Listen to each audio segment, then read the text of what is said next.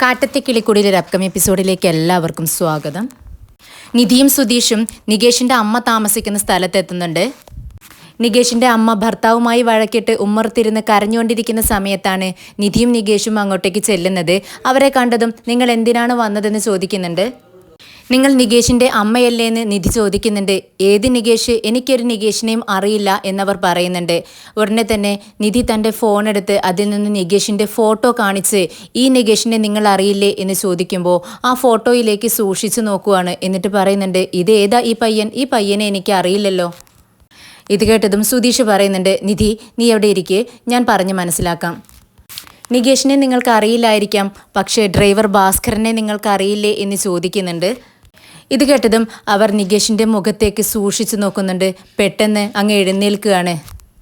അവരുടെ നോട്ടം കണ്ട് സുധീഷ് നിധിയോട് പറയുന്നുണ്ട്, അച്ഛൻ്റെ ഫോട്ടോ കാണിച്ചു കൊടുക്ക്. പെട്ടെന്ന് നിധി അച്ഛൻ്റെ ഫോട്ടോ ഫോണിൽ നിന്നും എടുത്ത് കാണിച്ചു കൊടുക്കുകയാണ്. ഇത് കണ്ടതും നിങ്ങൾ ആരാണെന്ന് അവർ ചോദിക്കുന്നുണ്ട്. നമുക്ക് അകത്തിരുന്ന് സംസാരിക്കാമോ എന്ന് ചോദിക്കുകയാണ് നിധി. നിങ്ങൾ വരൂ, അകത്തിരിക്കാമെന്നും പറഞ്ഞുകൊണ്ട് അവരെ അകത്തേക്ക് ക്ഷണിക്കുകയാണ്. നിങ്ങൾ എന്തിനാണ് എന്നെ അന്വേഷിച്ച് വന്നതെന്നവർ ചോദിക്കുന്നുണ്ട്. ഉടനെ തന്നെ സുധീഷ് ചോദിക്കുകയാണ്, നിങ്ങൾക്ക് എന്നെ ഓർമ്മയുണ്ടോ? അവർ സൂക്ഷിച്ചു നോക്കുവാണ്. നീ രണ്ടാമത്തെ പയ്യനല്ലേ എന്ന് ചോദിക്കുമ്പോൾ സുധീഷിന് സന്തോഷമാവുന്നുണ്ട്. അതെ, ഞാൻ രണ്ടാമത്തെ പയ്യൻ തന്നെയാണ്. മൂത്തയാൾ സുഭാഷ് ഏട്ടൻ, രണ്ടാമത് ഞാൻ, മൂന്നാമതാണ് ഹരീഷ്, അതിനും താഴെയാണ് നിങ്ങളുടെ മകൻ നികേഷ് എന്ന് പറയുന്നുണ്ട്.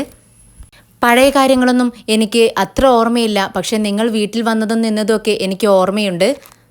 ഇത് കേട്ടതും അവർ ചോദിക്കുന്നുണ്ട്, അല്ല ഇപ്പോൾ എന്തിനാ നിങ്ങൾ എന്നെ അന്വേഷിച്ച് വന്നത്?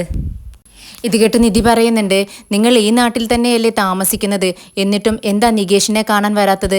നിങ്ങൾക്ക് നിങ്ങളുടെ മകനെ കാണണമെന്ന ആഗ്രഹമില്ലേ? ഇത് കേട്ട് ഒന്നും മിണ്ടാതെ നിധിയുടെ മുഖത്തേക്ക് തന്നെ നോക്കി നിൽക്കുകയാണ് അവർ. അപ്പോൾ സുധീഷ് ചോദിക്കുന്നുണ്ട്, നിങ്ങൾ എവിടെയാണ് താമസമെന്നോ ജീവിച്ചിരിപ്പുണ്ടോ എന്നും ഞങ്ങൾക്ക് അറിയില്ലായിരുന്നു. ഈ അടുത്ത കാലത്താണ് നികേഷിൻ്റെയും ഞങ്ങളുടെയും അമ്മ വേറെ വേറെയാണെന്ന് പോലും ഞങ്ങൾ അറിഞ്ഞത്. ഇതറിഞ്ഞതു മുതൽ അവൻ്റെ അമ്മയെ കാണണമെന്ന് അവനക്ക് ഒത്തിരി ആഗ്രഹമുണ്ട്. നിങ്ങൾ എന്തുകൊണ്ട് അവനെ കാണാൻ വരാത്തത്? അവനിപ്പോഴും ആ പഴയ വീട്ടിൽ തന്നെയാണ് താമസിക്കുന്നത്.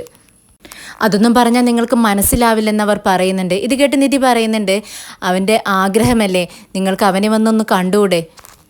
മോളെ, എൻ്റെ ഇപ്പോഴത്തെ അവസ്ഥ നിനക്ക് പറഞ്ഞാൽ മനസ്സിലാവില്ല, അതുകൊണ്ടാണ് ഞാൻ അങ്ങനെ പറഞ്ഞത്. അല്ല, എൻ്റെ മോന് സുഖമായിട്ടിരിക്കുന്നു. അവൻ ഏതിനായി പഠിക്കുന്നത്? അവൻ കോളേജിൽ പഠിക്കുകയാണ്, സെക്കൻഡ് ഇയറിനെന്ന് പറയുന്നുണ്ട്. എനിക്ക് അവൻ്റെ ഫോട്ടോ ഒന്ന് കാണിച്ചു തരുമോ എന്ന് ചോദിക്കുകയാണ് അവർ. അപ്പോൾ പെട്ടെന്ന് സന്തോഷത്തോടെ തന്നെ നിധി തൻ്റെ ഫോണിൽ നിന്ന് നികേഷിൻ്റെ ഫോട്ടോ എടുത്ത് കാണിച്ചു കൊടുക്കുകയാണ്. അത് നോക്കിക്കൊണ്ട് അവർ പുഞ്ചിരിയോടുകൂടി പറയുന്നുണ്ട്, അവൻ ഒരുപാട് വലുതായി അല്ലേ? ഇത് കേട്ട് നിധി ചോദിക്കുന്നുണ്ട്, ഞാനൊരു കാര്യം ചോദിക്കട്ടെ, നിങ്ങൾ തെറ്റിദ്ധരിക്കരുത്. അല്ല, നിങ്ങൾക്ക് ഇനിയും നിങ്ങളുടെ മകനെ കാണണമെന്ന് തോന്നുന്നില്ലേ? ഇത് കേട്ട് അവർ പറയുന്നുണ്ട്, മോളെ, നമ്മുടെ ജീവിതം നമ്മൾ ആഗ്രഹിച്ചതുപോലെ നടക്കണമെന്നില്ലല്ലോ. നിങ്ങൾക്ക് ഒരു വട്ടം ഞങ്ങളുടെ വീട്ടിലൊന്ന് വരാമോ? ഇത് കേട്ടതും എന്തിനെന്ന് ചോദിക്കുകയാണ്. അല്ല, നികേഷിനൊന്ന് കാണാൻ വേണ്ടിയിട്ടായിരുന്നു. നികേഷിനെ മാത്രം കണ്ടാൽ മതി, അവനക്ക് അത്രയും ആഗ്രഹമുണ്ട്, അതുകൊണ്ടാ. ഇത് കേട്ടതും അവർ ഒന്നും മിണ്ടാതെ ആലോചിച്ചുകൊണ്ട് നിൽക്കുകയാണ്. പെട്ടെന്ന് സുധീഷിനോട് നിൻ്റെ അച്ഛൻ സുഖമായിരിക്കുന്നോ എന്ന് ചോദിക്കുന്നുണ്ട്. ആ, അച്ഛൻ സുഖമായിരിക്കുന്നു എന്ന് സുധീഷ് പറയുവാണ്. ഇത് കേട്ട് നിധി പറയുന്നുണ്ട്, അല്ല, അച്ഛന് നിങ്ങൾ താമസിക്കുന്ന സ്ഥലം എവിടെയാണെന്ന് അറിയാമോ? ആർക്കറിയാനാ മോളെ? ആർക്കും അറിയില്ല. അല്ല, ഞാൻ താമസിക്കുന്ന സ്ഥലം ഇവിടെയാണെന്ന് നീ എങ്ങനെ കണ്ടുപിടിച്ചു? ആക്ച്വലി ഞാൻ സുധീഷിൻ്റെ വൈഫാണ്. കുറച്ച് ദിവസങ്ങൾക്ക് മുൻപ് ഞാൻ നിങ്ങളെ റോഡിൽ വെച്ച് കണ്ടു. അപ്പോഴാണ് നിങ്ങൾ ഇവിടെ എവിടെയാണ് താമസമെന്ന് മനസ്സിലായത്. ഞാനത് സുധീഷിനോട് പറഞ്ഞു. സുധീഷാണ് നിങ്ങളെ കണ്ടുപിടിച്ചത്. ഞാൻ പറയുന്നത് പോലെ വീട്ടിലേക്കൊന്ന് വന്നാൽ എൻ്റെ നികേഷിനൊന്ന് കാണിച്ചു കൊടുക്കാമായിരുന്നു. അവൻ്റെ അമ്മയെ കാണണമെന്ന് ഒത്തിരി ആഗ്രഹമുണ്ട്. ആ ആഗ്രഹം ഒന്ന് സാധിപ്പിച്ചു കൊടുക്കാൻ വേണ്ടിയിട്ടാണ്. ഞങ്ങളുടെ കൂടെ വരാമോ എന്ന് വീണ്ടും ചോദിക്കുന്നുണ്ട് നിധി. ഇത് കേട്ട് അവർ ഒരു നിമിഷം ചിന്തിച്ച് നിൽക്കുകയാണ്. കടക്കാർ വന്ന് ബുദ്ധിമുട്ടിക്കുകയല്ലേ, ഈ വീട്ടിൽ നിന്നും മാറി താമസിക്കാനാണ് അവരുടെ ഭർത്താവ് പറഞ്ഞിട്ട് പോയത്. അതുകൊണ്ട് തന്നെ എന്തായാലും ഇവരോടൊപ്പം പോവാം എന്നിങ്ങനെ ചിന്തിച്ചുകൊണ്ട് നിധിയോട് പറയുന്നുണ്ട്, നീ നല്ല സമയത്താണ് വന്നത്. ഞാൻ എവിടെ പോകണമെന്ന് ചിന്തിച്ചുകൊണ്ട് നിൽക്കുകയായിരുന്നു. എന്തായാലും എൻ്റെ മകൻ തന്നെ അതിനൊരു വഴികാട്ടിയായല്ലോ. ഞാൻ നിന്നോടൊപ്പം വരാമെന്ന് പറഞ്ഞതും നിധിക്കും സുധീഷിനും ഒരുപാട് സന്തോഷമാവുകയാണ്. ഇതേ സമയം കിളിക്കൂട്ടിൽ ഹരീഷ് വളരെ സന്തോഷത്തോടെ വർക്ക്ഷോപ്പിൽ നിന്നും ഓടി വരുവാണ്. സുഭാഷ് ഏട്ടാ എന്ന് വിളിച്ചുകൊണ്ടാണ് അകത്തേക്ക് കയറുന്നത്. എന്താടാ എന്ന് ചോദിച്ചുകൊണ്ട് കിച്ചണിൽ നിന്നും സുഭാഷ് ഏട്ടൻ ഇറങ്ങി വരുന്നുണ്ട്. അല്ല, സുധീഷ് ഏട്ടനും നിധിയേട്ടത്തിയും വിളിച്ചിരുന്നോ? ആ വിളിച്ചിരുന്നു.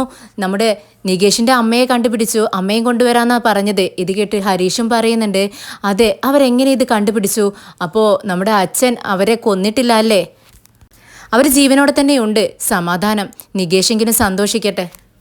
പെട്ടെന്നാണ് പുറത്തു നിന്നും നികേഷ് കോളേജ് വിട്ട് വരുന്നത് കാണുന്നത്. സുഭാഷ് ഏട്ടൻ ഹരീഷിനോട് പറയുന്നുണ്ട്, ദേ അവൻ വരുന്നുണ്ട്. ആ എന്തായാലും സുധീഷ് ഏട്ടൻ കാര്യങ്ങളൊന്നും അവനോട് പറയണ്ടെന്ന് പറഞ്ഞത്, അതുകൊണ്ട് നമുക്ക് മിണ്ടണ്ട, അവൻ വന്നിട്ട് അറിഞ്ഞാൽ മതി. അല്ല, രണ്ടുപേരും ഈ സമയത്ത് എന്താ വീട്ടിലെന്ന് ചോദിക്കുന്നുണ്ട് നികേഷ്. ഇത് കേട്ട് ചിരിച്ചുകൊണ്ട് രണ്ടുപേരും അവൻ്റെ മുഖത്തേക്ക് നോക്കി നിൽക്കുകയാണ്. അല്ല ഇതെന്താ രണ്ടുപേരും എന്നെ തന്നെ ചിരിച്ചുകൊണ്ട് നോക്കി നിൽക്കുന്നത്, എന്ത് പറ്റിയെന്ന് ചോദിക്കുന്നുണ്ട്. ഏയ് ഒന്നുമില്ലടാ, നീ പെട്ടെന്ന് കയ്യും മുഖമൊക്കെ കഴുകി വാ, ഞാൻ ചായ എടുത്തു തരാമെന്ന് പറയുകയാണ്. അങ്ങനെ നികേഷ് പുറത്തേക്ക് ഇറങ്ങുന്നുണ്ട്. അപ്പോൾ ഹരീഷ് പറയുന്നുണ്ട്, അവൻ്റെ അമ്മയെ കാണുമ്പോൾ ഒരുപാട് സന്തോഷമാവും അല്ലേ സുഭാഷ് ഏട്ടാ? ഇത് കേട്ട് സുഭാഷ് ഏട്ടൻ പറയുന്നുണ്ട്, പിന്നെ അല്ലാതെ ഏത് നേരം ചെറിയ കുട്ടികളെ പോലെ എൻ്റെ അമ്മ എവിടെയായിരിക്കും അല്ലേ എന്നിങ്ങനെ ചോദിക്കാറില്ലേ? കാണുമ്പോൾ ഒത്തിരി സന്തോഷമാവും. ഏട്ടത്തി വന്നതിന് ശേഷം നമ്മുടെ വീട്ടിൽ ഒരുപാട് നല്ല കാര്യങ്ങൾ നടക്കുന്നുണ്ട് അല്ലെ സുഭാഷ് ഏട്ടാ എന്ന് ചോദിക്കുകയാണ്. ഇത് കേട്ട് സുഭാഷ് ഏട്ടനും പറയുന്നുണ്ട്, ഞാൻ പറയാൻ വിചാരിച്ച കാര്യം തന്നെയാണ് നീയും പറഞ്ഞത്. അവൾ വന്നതിന് ശേഷം നമ്മുടെ വീട്ടിൽ നല്ല കാര്യങ്ങൾ മാത്രമേ നടക്കുന്നുള്ളൂ. ഇത് കേട്ട് ഹരീഷ് പറയുന്നുണ്ട്, എനിക്കും ലവ് സെറ്റായി, ചേട്ടനും ലവ് സെറ്റായി. ഇത് കേട്ടതും ഒരു കള്ളച്ചിരിയോടുകൂടി സുഭാഷ് ഏട്ടൻ പറയുന്നുണ്ട്, പോടാ നീ പോ. അപ്പോഴേക്കും നികേഷ് അങ്ങോട്ടേക്ക് കയറി വരുന്നുണ്ട്. അവർ ചിരിക്കുന്നത് കണ്ട് നികേഷ് ചോദിക്കുന്നുണ്ട്, അല്ല പതിവില്ലാതെ ഒരു ചിരിയൊക്കെ കാണുന്നുണ്ടല്ലോ മുഖത്ത്, ചിരി നിർത്തുന്നില്ലല്ലോ, എന്ത് പറ്റി സുഭാഷ് ഏട്ടാ? വിവാഹ നിശ്ചയം കഴിഞ്ഞോ അതോ വിവാഹം നടത്താനുള്ള തീരുമാനമൊക്കെ ആയോ എന്ന് ചോദിക്കുമ്പോൾ, നീ പോടാ. ഏയ് അതൊന്നും ഇല്ല എന്ന് പറയുമ്പോൾ നികേഷ് ചോദിക്കുന്നുണ്ട്, അപ്പോൾ ഹരീഷ് ഏട്ടൻ്റെയും നീതുവിൻ്റെയും കല്യാണമാണോ? അതും അല്ലടാ എന്ന് ഹരീഷ് പറയുന്നുണ്ട്. ഇത് കേട്ട് നികേഷ് വീണ്ടും ചോദിക്കുന്നുണ്ട്, എന്തോ പ്രശ്നമുണ്ട്, ഈ സമയത്ത് നിങ്ങൾ രണ്ടുപേരും വീട്ടിലുണ്ടാവാറില്ല, പിന്നെ അധികമായിട്ട് രണ്ടുപേരും ചിരിച്ചുകൊണ്ടിരിക്കുന്നു, അതെന്തിനാണെന്ന് എനിക്ക് മനസ്സിലാവാത്തത്. ഇത് കേട്ട് ഹരീഷ് പറയുന്നുണ്ട്, ഇന്ന് ഒരു സന്തോഷമുള്ള കാര്യം നടക്കാൻ പോവുകയാണ്, നീ ആഗ്രഹിക്കുന്ന ഒരു കാര്യം. ഇത് കേട്ടതും നികേഷ് ചോദിക്കുന്നുണ്ട്, ഞാൻ ആഗ്രഹിക്കുന്ന കാര്യമോ? അതെന്താ? എൻ്റെ ഗേൾ ഫ്രണ്ട്സ് ആരെങ്കിലും വരുന്നുണ്ടോ എന്ന് ചോദിക്കുകയാണ്. സുഭാഷ് ഏട്ടൻ പറയുന്നുണ്ട്, ദേ നീ എൻ്റെ കയ്യിൽ നിന്നും വാങ്ങിക്കും, നിൻ്റെ ഗേൾ ഫ്രണ്ട്സ് ഒന്നും അല്ല. എടാ ഹരീഷേ, വരുന്ന ആളെ കണ്ട് ഇവൻ്റെ സന്തോഷം എത്രമാത്രമുണ്ടെന്ന് അറിയണമല്ലോ, ഒരു വീഡിയോ എടുത്ത് വെക്കണം കേട്ടോ എന്ന് പറയുമ്പോൾ ഹരീഷ് ഓക്കെ എന്ന് പറഞ്ഞുകൊണ്ട് ചിരിക്കുന്നുണ്ട്. ഇതേ സമയം നിധിയും സുധീഷും നികേഷിൻ്റെ അമ്മയുമായിട്ട് കാറിൽ വന്നുകൊണ്ടിരിക്കുകയാണ്. അപ്പോൾ നിധി ചോദിക്കുന്നുണ്ട്, ഇത്രയും വർഷമായിട്ടും നിങ്ങൾ ഈ നാട്ടിൽ തന്നെയാണ് താമസിക്കുന്നത്, എന്നിട്ടും ഒരു വട്ടം പോലും നികേഷിനെ കാണണമെന്ന് നിങ്ങൾക്ക് തോന്നിയിട്ടില്ലേ? ഇത് കേട്ട് അവർ പറയുന്നുണ്ട്, ഇതിനൊന്നും ഉള്ള മറുപടി എൻ്റെ കയ്യിലില്ല, എൻ്റെ സിറ്റുവേഷൻ എന്താണെന്ന് മോൾക്ക് അറിയാത്തത് കൊണ്ടാണ് ഇങ്ങനെയൊക്കെ സംസാരിക്കുന്നത്. നിങ്ങളുടെ നാട് ഇത് തന്നെയല്ലേ എന്ന് നിധി ചോദിക്കുന്നുണ്ട്. അല്ല, ഗുജറാത്തിനടുത്താണ്, ഒരു 17 വർഷമായിട്ട് ഞാൻ ഇവിടെയാണ് താമസിക്കുന്നതെന്ന് പറയുന്നുണ്ട്. സുധീഷ് ചോദിക്കുന്നുണ്ട്, നിങ്ങൾ എന്തിനാണ് വീട് വിട്ട് പോയത്? നിങ്ങളും അച്ഛനും തമ്മിൽ വഴക്കുണ്ടായോ? അച്ഛൻ നിങ്ങളോട് വീട് വിട്ട് പോകാൻ പറഞ്ഞതുകൊണ്ടാണോ പോയത്? ഇത് കേട്ട് അവർ സുധീഷിനോട് പറയുന്നുണ്ട്, നിങ്ങൾ അതിനെക്കുറിച്ചൊന്നും ചോദിക്കരുത്, ഞാൻ വീട് വിട്ട് പോയി അത്രമാത്രം. നിങ്ങൾ എത്ര മാസം ആ വീട്ടിൽ താമസിച്ചിട്ടുണ്ടെന്ന് നിധി ചോദിക്കുമ്പോൾ, ഞാൻ വെറും 6 മാസം മാത്രമേ അവിടെ താമസിച്ചിട്ടുള്ളൂ. അതിനുശേഷം എൻ്റെ മകനെ അവിടെ വിട്ട് ഞാൻ ആ വീട്ടിൽ നിന്നും പോയി. അവരെല്ലാവരും കൂടെ നന്നായി നോക്കുമെന്ന് എനിക്ക് ഉറപ്പുണ്ടായിരുന്നു. അതുപോലെ തന്നെ അവൻ നന്നായിട്ടല്ലേ വളർന്നത്, പിന്നെ എന്താ കുഴപ്പം?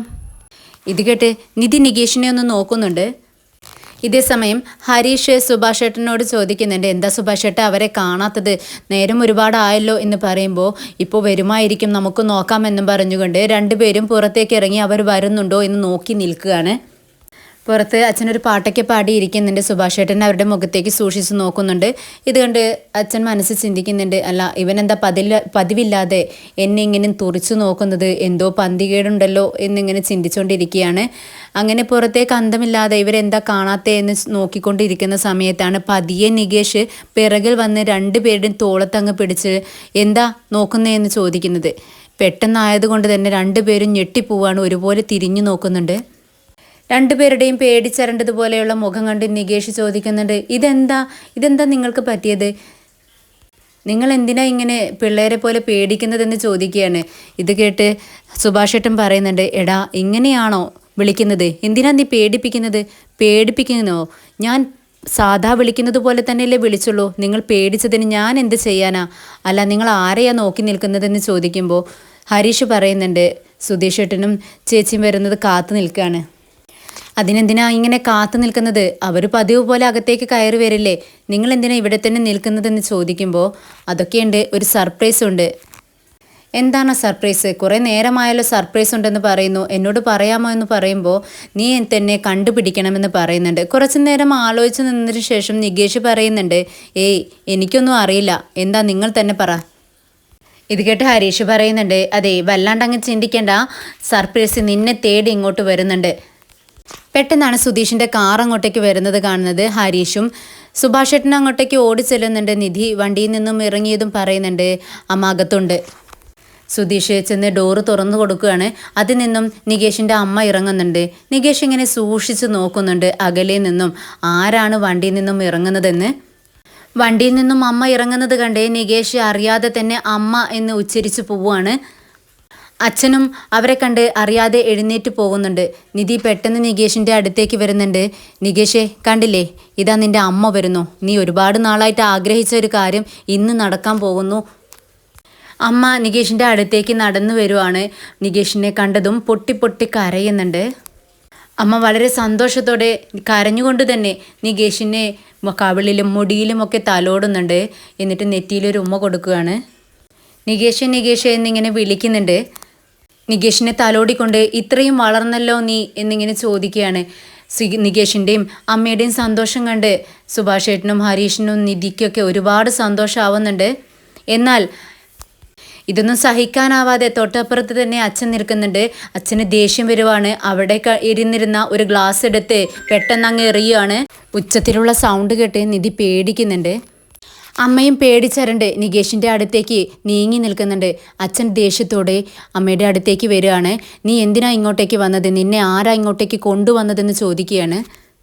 ഇത് കേട്ട് നിധി ചോദിക്കുന്നുണ്ട്, എന്തിനാ അച്ഛൻ ഇങ്ങനെ ദേഷ്യപ്പെടുന്നത്? ഇവരെ കാണുമ്പോൾ അച്ഛൻ സന്തോഷിക്കുമെന്നാണ് ഞങ്ങൾ വിചാരിച്ചത്.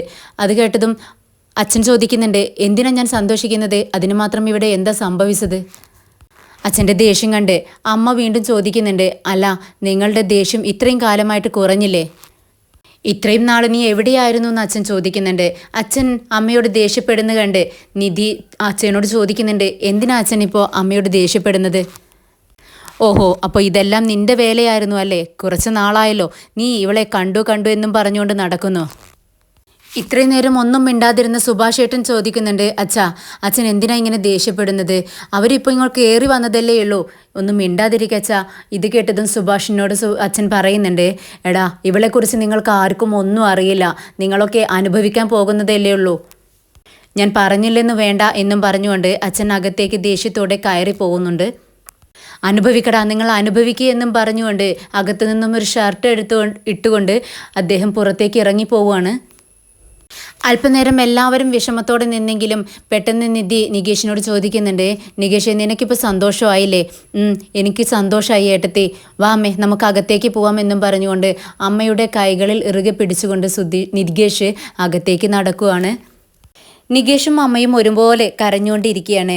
അപ്പോൾ നിധി പറയുന്നുണ്ട്, നികേഷേ നീ എന്തിനാ ഇങ്ങനെ കരയുന്നത്? അമ്മയെ കാണുമ്പോൾ സന്തോഷിക്കുകയല്ലേ വേണ്ടത്, നീ ഒന്ന് ചിരിക്കടാ എന്ന് പറയുമ്പോൾ ചിരി മുഖത്തൊന്ന് വരുത്തുന്നുണ്ട് നികേഷ്.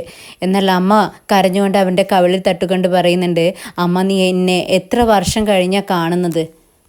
മോളെ എനിക്ക് കരയാതിരിക്കാൻ കഴിയില്ല എന്ന് പറയുകയാണ്.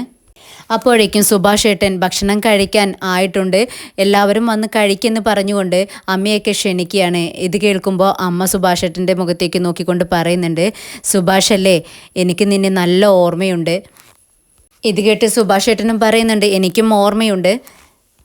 ഇത്രയും നാളായിട്ട് അമ്മ എന്താ നികേഷിനെ കാണാൻ വരാതിരുന്നതെന്ന് ചോദിക്കുമ്പോൾ സുധീഷ് പറയുന്നുണ്ട്, ഇതേ ചോദ്യം വരുന്ന വഴിയെല്ലാം ഞാനും നിധിയും ഇവരോട് ചോദിച്ചുകൊണ്ടിരിക്കുകയാണ്, പക്ഷേ ഒന്നും പറയുന്നില്ല. അമ്മ ഇത്രയും കാലം ഇവിടെ തന്നെ ആയിരുന്നില്ലേ താമസം എന്ന് ചോദിക്കുമ്പോൾ സുധീഷ് പറയുന്നുണ്ട്, പിന്നെ 17 വർഷമായിട്ട് അവരിവിടെ തന്നെയാണ് താമസിക്കുന്നത്. എന്നിട്ടും എന്ത് പറ്റി അമ്മേ ഇത്രയും നാളായിട്ട് നികേഷിനെ കാണാൻ വരാതിരുന്നത്? അമ്മയ്ക്ക് കാണണമെന്ന് തോന്നിയിട്ടില്ലേ? ഞങ്ങളിവിടെ തന്നെ ഉണ്ടായിരുന്നല്ലോ, അമ്മയ്ക്ക് ഇവിടെ വന്ന് കാണാമായിരുന്നു. പിന്നെ നാട്ടുകാരെല്ലാം പലതും പറയുന്നുണ്ട്, ചെറുപ്പത്തിൽ ഞങ്ങൾക്കൊന്നും അറിയില്ലായിരുന്നു, എന്താണ് സത്യമെന്ന് ഞങ്ങൾക്കും അറിയില്ല എന്ന് സുഭാഷ് ഏട്ടൻ പറയുവാണ്.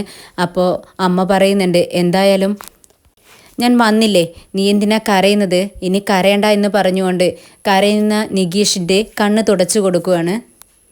ഇനി നമുക്ക് ഭക്ഷണം കഴിച്ചിട്ട് സംസാരിക്കാം എന്നും പറഞ്ഞുകൊണ്ട് സുഭാഷ് ഏട്ടനും നിധിയും ഭക്ഷണമെല്ലാം എടുത്തു വെക്കുന്നുണ്ട്. എല്ലാവരും വളരെ സന്തോഷത്തോടെ ഭക്ഷണം കഴിച്ചുകൊണ്ടിരിക്കുകയാണ്. നമ്മുടെ നികേഷ് അവൻ്റെ സങ്കടങ്ങളൊക്കെ പറയുന്നുണ്ട് അമ്മയോട്. അമ്മയെ കാണാൻ ഞാൻ ഒരുപാട് ആഗ്രഹിച്ചിട്ടുണ്ട്, അത് ഞാൻ ഇവരോടെല്ലാം പറഞ്ഞിട്ടുണ്ട്. ഇപ്പോൾ എനിക്ക് സന്തോഷമായി, അമ്മ ഇനി എവിടെയും പോവരുത് എന്ന് പറയുകയാണ്.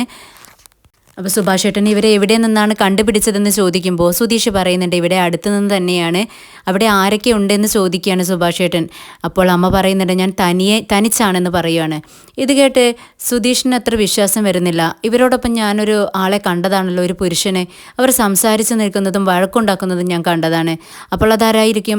ചിലപ്പോൾ ഇവരുടെ ആരെങ്കിലും ആയിരിക്കും എന്നിങ്ങനെ സമാധാനിക്കുകയാണ് സുധീഷ്. അപ്പോഴേക്കും അച്ഛൻ മദ്യപിച്ചുകൊണ്ട് അകത്തേക്ക് കയറി വരുവാണ്. അമ്മയെ കണ്ടതും വളരെ ദേഷ്യത്തോടെ സംസാരിക്കുന്നുണ്ട്. എന്തിനാടേ നീ ഇങ്ങോട്ടേക്ക് വന്നത്? ആരാ ഇവളെ ഇങ്ങോട്ടേക്ക് കൊണ്ടുവന്നത്? ഓ, ഇവിടെ ഇരുന്ന് ഭക്ഷണം കഴിക്കുകയാണോ നീ?